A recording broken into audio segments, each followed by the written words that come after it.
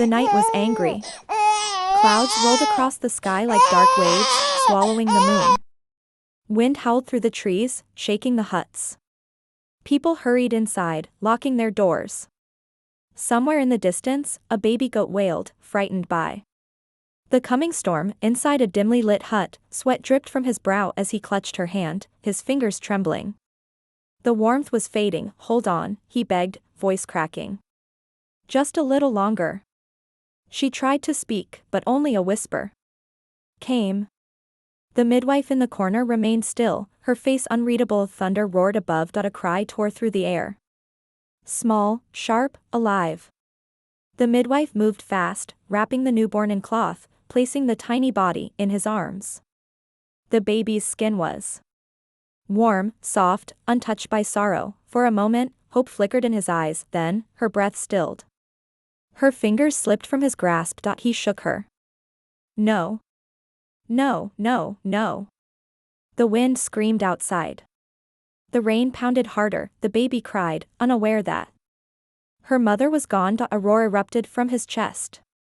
He clutched the lifeless body against him, shoulders shaking, his grief mixing with the storm. Lightning cracked. The earth trembled. Beyond the hut, the river swelled, its dark waters churning. The whispers began. "This is a bad omen. A child born of death. The river does not forget." A woman pulled her shawl tighter. "No man should raise a child alone. The spirits will not allow it." Somewhere in the distance, the river watched. Waiting, the baby clings to his back as he bends over, hands digging into the dry earth. The sun hangs heavy in the sky, but the field will not wait. The child stirs, letting out a small whimper. He shifts, adjusting the cloth that holds her close, whispering softly, "Just a little longer." The nights are worse. The house is too quiet, filled with shadows that were once warm. The baby wakes, searching for something that is no longer there. He hums, rocking her gently, his voice low, steady. "I will never leave you." She giggles, reaching up, her tiny fingers wrapping around his chin. She does not know that he is breaking the elders gather beneath the old tree, their voices low but firm. "A man cannot raise a child alone." The women nod as they pound yam, glancing toward him with pity. "A child needs a mother's touch." The whispers spread like dust, carried by the wind. "The child is too small. The father is too lost. The spirits will not approve." At the market, a woman shakes her head, eyes filled with quiet judgment. "He must marry again." The elders wait as he stands before them, shoulders heavy with the weight of sleepless nights and whispered fears. He speaks with caution, but his voice carries his pain. "What should I do?" The oldest elder leans forward, nodding slowly. "Find a wife. A mother for your child." His hands tighten at his sides. His heart resists, but his mind knows the truth. He looks at the little girl in his arms, her breath soft against his chest. "For you, my daughter." The village stirs as she arrives. The men watch, drawn to her presence. The women murmur, their eyes trailing the way she moves. She carries herself like a queen. Her beauty is sharp, her skin smooth, her smile careful. She speaks with grace, her words flowing like cool water. The whispers come slower this time. "A woman like that does not come without a price. Beauty can hide a wicked heart." He does not listen. He only sees the solution. He does not hesitate. "Will you be my wife?" On the wedding night, she lifts the child in her arms, tilting her head, her fingers light against the baby's cheek. Her lips curl into a smile, but it does not touch her eyes. When he watches, she hums softly, holding the child close. When he turns away, she is still. The baby reaches for her, but she does not move. The night is long, the cries soft but insistent. A whisper cuts through the dark. "You are not my child." The days pass, and the act continues. She plays the role with grace, her voice warm when needed, her hands gentle when seen. The village watches with approval. He has chosen well. He does not see the way her eyes darken when the child cries. The house is different now. The air is colder. The baby's cries go unanswered. The mother who was meant to bring comfort does not move. In the quiet of the night, she turns her back. I will never love you. The child whimpers. The wind howls. The river listens. Zara cries through the night, her small voice cutting through the silence. Celeste pulls the covers over her head, pressing her hands against her ears. The cries grow louder, more desperate. She clenches her teeth, fists curling. When no one is watching, her fingers find the soft skin of the child's arm. A sharp pinch. The wail turns into a whimper. Small bruises bloom where her fingers were. She does not look back. In the morning, she scoops a handful of food onto a plate. Just enough to keep the baby quiet, not enough to fill her. The child reaches, hungry, but the plate is pulled away too soon. The small body grows weaker, yet Celeste smiles when he enters. She lifts the child in her arms, swaying gently. She is growing strong, she says, pressing a kiss to the child's forehead. No one sees the way Zara flinches. Gabriel notices the weight loss, the tired eyes, the quiet cries that seem weaker each day. He watches as Celeste strokes Zara's head, whispering softly. She's just fussy, she says with a smile. Babies cry. He wants to believe her. He forces himself to believe her. Maybe she just misses her mother, he says, but the doubt lingers, settling deep inside him like a stone. The village women watch Celeste at the marketplace, eyes filled with admiration. She holds Zara with practiced ease, bouncing her gently, humming a sweet lullaby. Gabriel is lucky, they say. A good woman. A good mother. He listens, nodding, smiling, but the weight in his chest does not lift. At home, the lullabies stop. The baby's cries are ignored. When no one is watching, Celeste turns her back. The river calls to her, its dark surface endless and knowing. She stands at the edge, staring into its depths, listening to the whispers in the wind. The village fears this place, she murmurs, her fingers trailing through the water. She watches as the ripples fade, swallowed by the silence. A perfect place.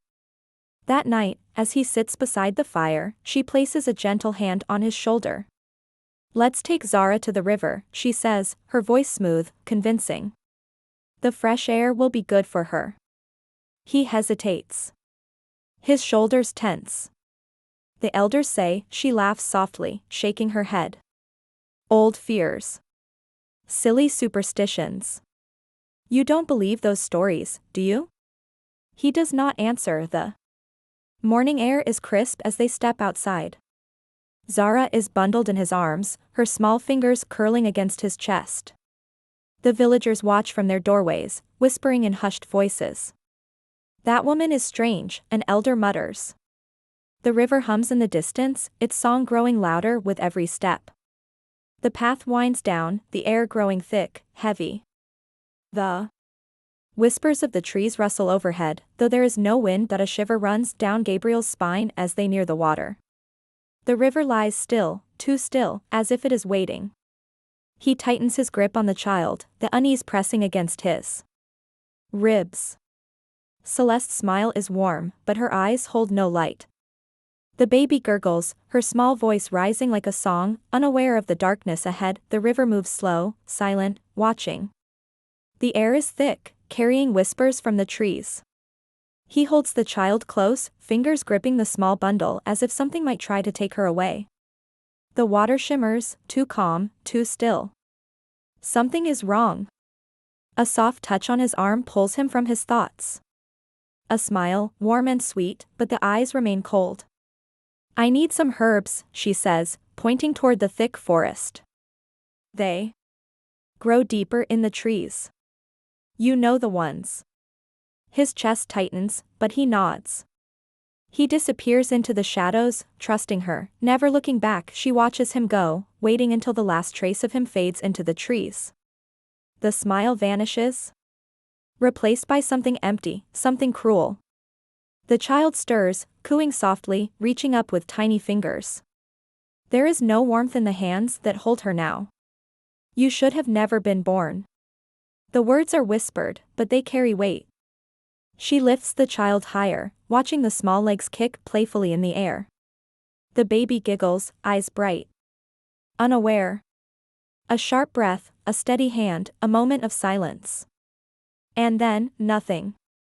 The small body disappears beneath the surface. A cry, barely formed, swallowed whole by the rushing current. The trees tremble, shaking their leaves loose. Birds scatter, shrieking into the sky. The river, once calm, begins to churn, its dark waters rising like a creature disturbed. The wind howls through the valley, wrapping itself around the earth. A whisper moves through the air, a voice not human, not seen, but felt. She takes a step back, her breath quick, her fingers curling into fists.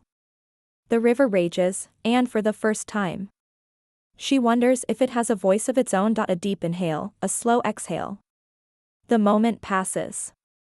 Her hands move swiftly, tearing at her clothes, smearing mud against her arms, her face. She falls to her knees, eyes wide with fear, mouth open in a scream. Help! Gabriel! The baby, she slipped. The river took her. The cries stretch across the valley, swallowed and carried by the wind, the sound of running feet. A breathless voice, panicked, wild. His eyes search the water, his hands trembling. Where is she? The words come sharp, cutting through the storm in his chest. A shaking hand points toward the river. A sob, broken, desperate. I tried to save her. He does not think. He moves. The river is cold, pulling at him as he dives forward. His arms push through the water, reaching, grasping, finding nothing. His breath is short, his lungs burn, but he does not stop. His hands search again and again. But there is only emptiness. The river shifts, growing still, as if watching, as if listening. The fury fades. The whispers stop. Silence, the villagers gather, their faces tight with unease. The old man at the front does not step forward, does not speak right away. He looks toward the river, his expression unreadable. The moment lingers, heavy, waiting. His voice comes quiet, but it carries through the hush. The river knows. A murmur ripples through the crowd. Eyes lower, hands tighten around shawls, feet shift in the dirt.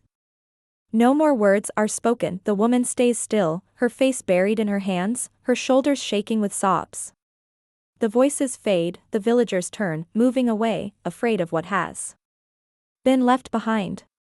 She lifts her head just slightly, just enough to see that no one is watching. A deep breath. A slow smile. She believes she has won. The old baobab tree stands tall, its roots deep in the earth, its branches reaching toward the sky. Beneath its shade, a man sits alone, his shoulders slumped, his hands resting on his knees. Once, those hands were strong. Capable, full of life. Now, they tremble, hollow and weak. His gaze lingers on the river, watching its endless flow, lost in its depths. The whispers of the village drift through the air, never spoken to him, only about him. The man lost his child to the river. He will never be whole again. A woman walks through the village, her head held high, her back straight, her steps measured. Her dress flows behind her like the wind, but there is no grace in her heart. 5 years have passed, and her arms remain empty. The village women exchange glances, their voices hushed but sharp. Her womb is cursed, they say. She took another woman's child, but the gods have given her none of her own. The words sting, though she pretends not to hear. At night. She kneels, hands raised, voice low. Give me a child, she pleads. Let me bear a son.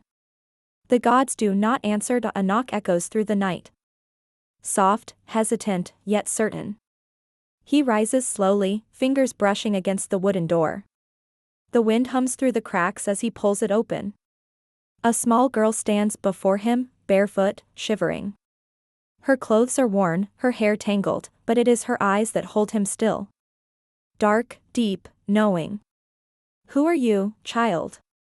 The voice that leaves his throat is rough, unsteady. The girl speaks, her words barely above a whisper. I don't remember my name. I don't know where I came from.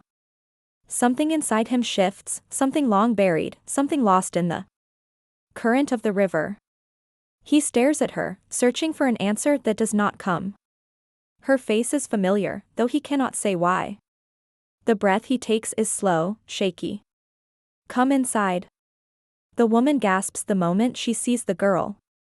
Her hands clench, her heart pounds. A strange coldness spreads through her chest, creeping through her veins. The child tilts her head, watching, waiting. The air between them thickens.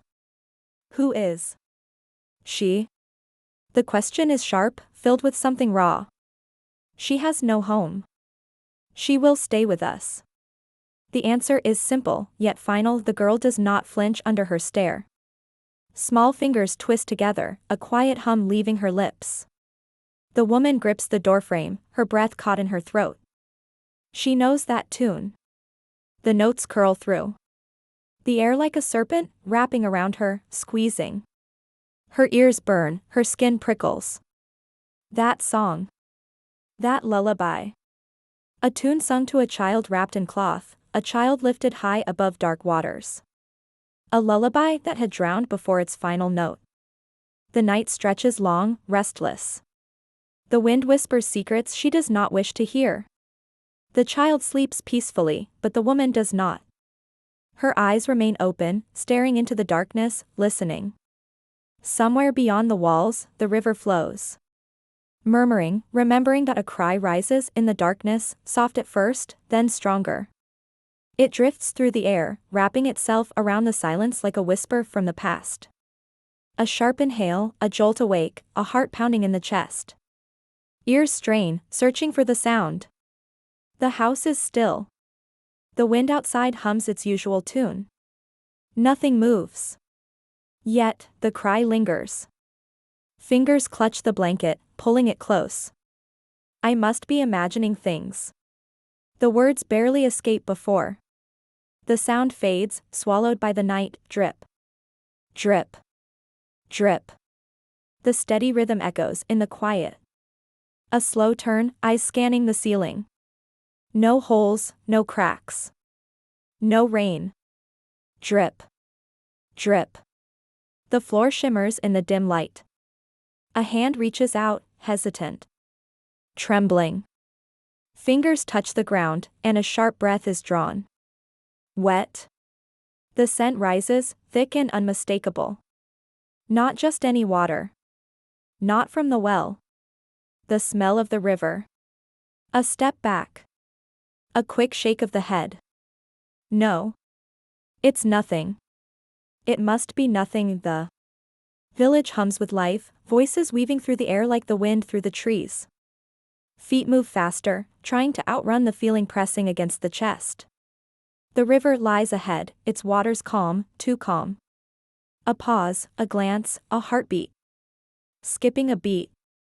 A ripple that should not be there. A shadow shifting beneath the surface. Breath catches.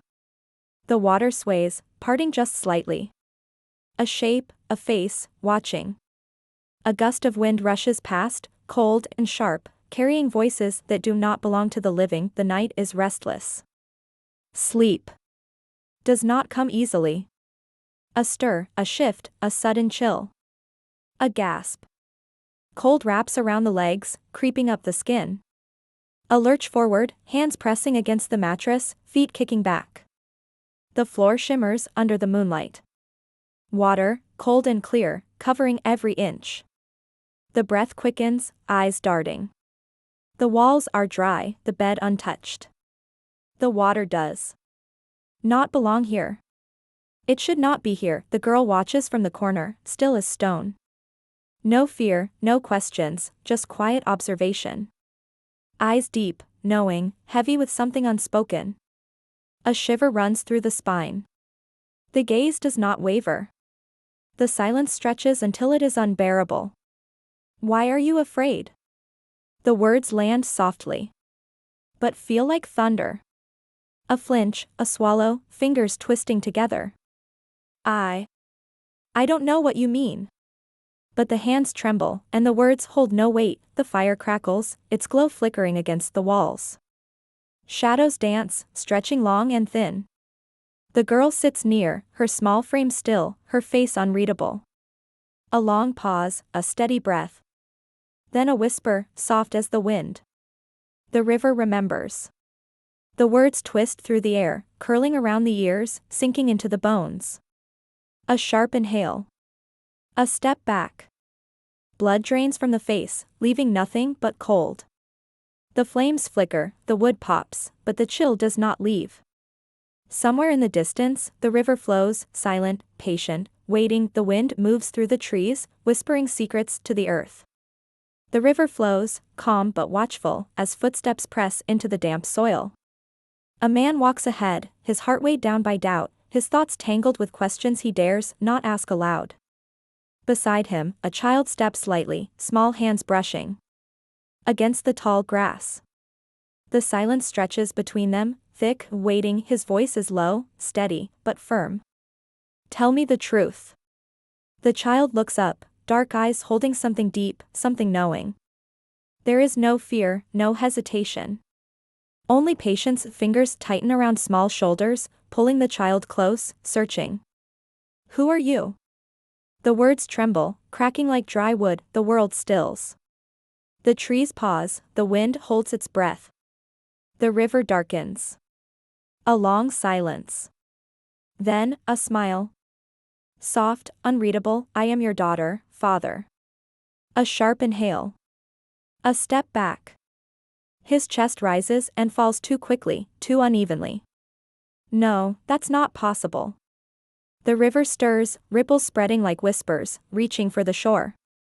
The trees groan, bending against the wind, their branches shaking with unseen weight.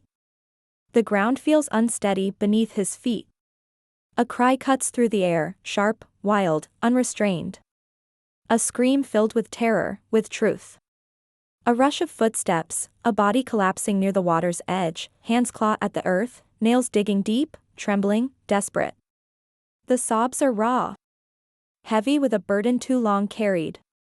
I did it. I threw her in. The words break apart, spilling into the wind, into the river that listens. The weight of them hangs in the air. Eyes widen, breath stills.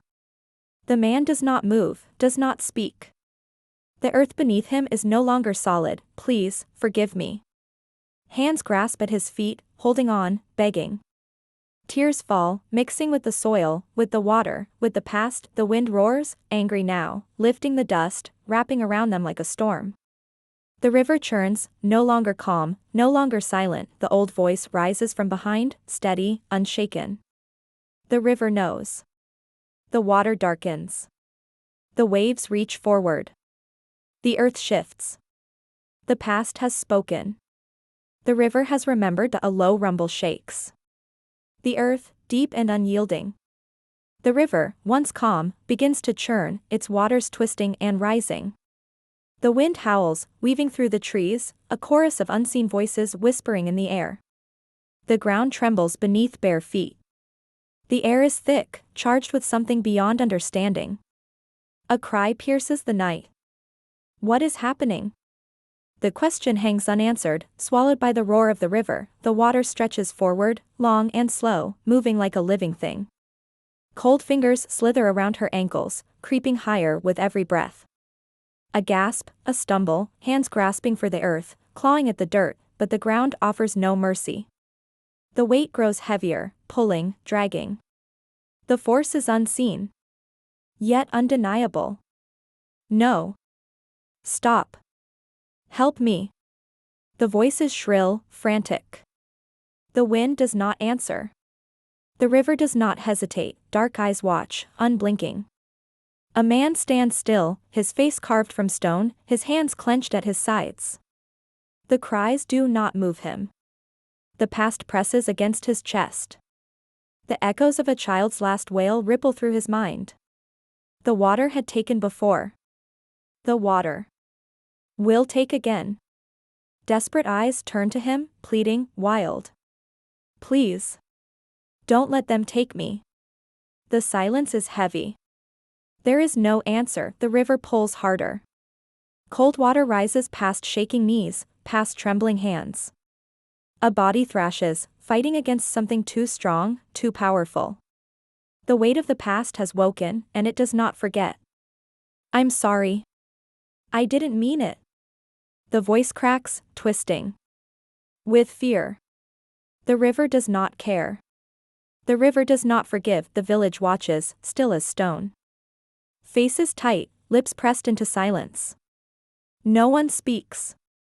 No one moves. The air is thick with knowing, with understanding. The old man in the front exhales slowly, his eyes never leaving the water. The spirits have taken what was owed. The words are final. There is no need for more. A final cry, sharp and hollow, then nothing. The water swallows, the thrashing slows, the hands slip beneath the surface. The river stills. The wind calms. The night settles, heavy with something unspoken. The ripples fade. The whispers quiet. The river has taken.